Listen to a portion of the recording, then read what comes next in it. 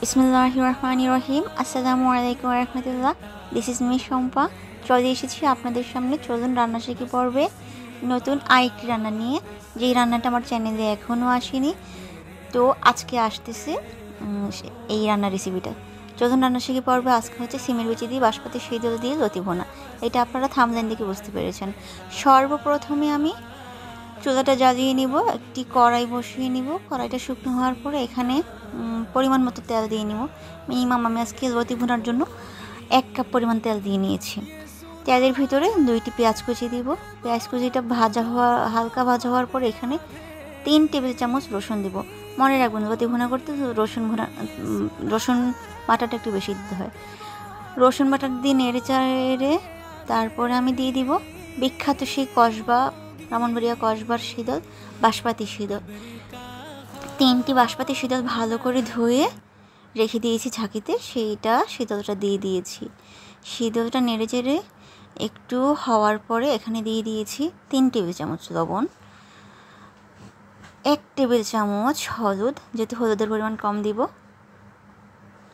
হলুদ দিয়ে 1 টেবিল চামচ মরিচের গুঁড়ো দিয়ে নাড়াচাড়া করব। নাড়াচাড়া করার পরে মশলাটা যখন কষিয়ে আসবে, উপরে তেল ভেসে আসবে, সেই পর্যন্ত আমি অপেক্ষা করব, তেল ভেসে আসা পর্যন্ত। তারপর আমি ভিজিয়ে রাখা সিমের বিচি, বাজার থেকে হকারদের কাছ থেকে কিনে আনা 100 গ্রাম সিমের বিচি আছে এখানে।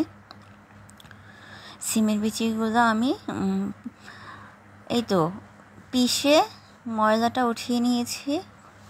তারপরে এটা ভিজিয়ে রেখেছি 30 মিনিট পড়বে। এখন এই সিমের বিচি মশলাটা কষানো হচ্ছে, অন্যদিকে আমি সিমের বিচিগুলো ধুয়ে পানি দিয়ে রেখেছিলাম। সিমের বিচিগুলো পানি থেকে উঠিয়ে কড়াইতে দিয়ে দিয়েছি। এখন দিয়ে দিচ্ছি আপনাদের সামনে কড়াইতে, এই যে শুধু পানিটা রয়েছে, পানির নিচে যদি ময়দা থাকে ময়দাটাও ফেলে দিয়ে রেখেছি বক্সে। এখন সিমের বিচিগুলো একটু নেড়ে চেড়ে নিব, যতক্ষণ না পর্যন্ত এর সাথে মিশে যাচ্ছে ততক্ষণ পর্যন্ত সিমের বিচিটা কড়াইতে নেড়ে চেড়ে নিব। আমি আপনাদের সামনে একটা টিপ দিয়ে দেখিয়ে দিয়েছি যে আমার সিমের বিচিটা ভিজিয়ে রাখার কারণে কী পরিমাণ নরম হয়েছে। 30 মিনিট আগে ভিজিয়ে রেখেছি বলে এটা অনেক নরম হয়েছিল। এখানে আমি 1 কাপ পরিমাণ পানি দিয়ে নিয়েছি, যেহেতু আমি আর পানি এখানে অ্যাড করব না লতি দেওয়ার পরে। পছন্দের সেই লতি ভুনা আজকে হতে যাচ্ছে। আই এম সো এক্সাইটেড, আপনাদেরকে দেখাচ্ছি। সেদিকে আমি ঢাকনা দিয়ে কড়াইটা ঢেকে দিয়েছি, অপেক্ষা করছি এটা সিদ্ধ হোক। এই ফাঁকে আমি আপনাদেরকে লতিটা পরিষ্কার করে রাখা লতিটা কেটেছিলাম, আমি আর শাশুড়ি মিলে কেটেছি লতিটা। এখন লতিটা পানিতে ধুয়ে নিয়েছি 3 থেকে 4 বার, ধুয়ে নিয়ে ঝাঁকিতে রেখে দিয়েছি পানি ঝরানোর জন্য। এখন সিমের বিচিগুলো যখন 60% হয়ে আসবে তখন আমি কি করব, চেক করব, মশলাটা চেক করব, সিমের বিচিটা চেক করব। সিমের বিচিটা চেক করতেছি, দেখতেছেন, এই তো আপনাদেরকে দেখালাম। এখন আমি এই মশলাটা আরেকবার নাড়া দেব 1 মিনিটের জন্য। নেড়ে চেড়ে আমি এখানে দিয়ে দিব লতিগুলি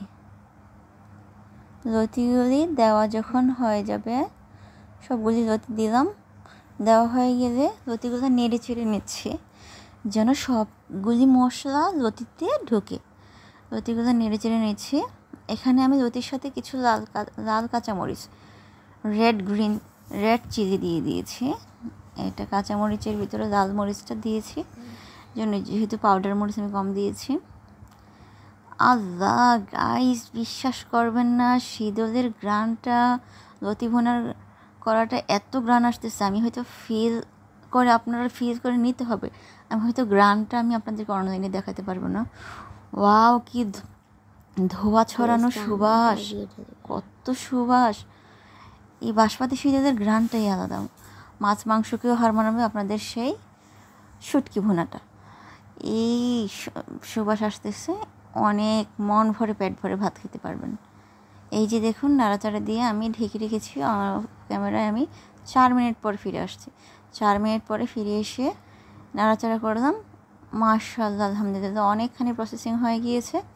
আমি আর 1 থেকে 1.5 মিনিট এর মতো উঠাবো। লতিটাও আমার, যেহেতু লতিটা আমি টেজে রেখেছি, টেজে তারপরে ধুয়েছি, লতিটা ওখানেও মাশাআল্লাহ অনেকখানি হয়েছে, এখানেও হয়েছে, কষানোতে হয়েছে। এখন 4 মিনিট পরে ফিরে এসে দেখি মাশাআল্লাহ আলহামদুলিল্লাহ হয়ে গেছে একদম রান্না আমার পারফেক্ট। এখন আমি কড়াই থেকে বক্সে উঠিয়ে নিলাম। At last look, final look এটা। ধনিয়া পাতা উপরে দিয়ে নিয়েছি, কাঁচামরিচ হালকা 2-3টা দিয়ে নিয়েছি।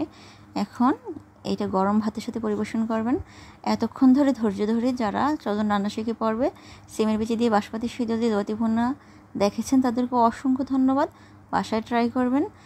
যারা সাবস্ক্রাইব করেন চ্যানেলটি, please subscribe my YouTube channel Marjan's entertainment.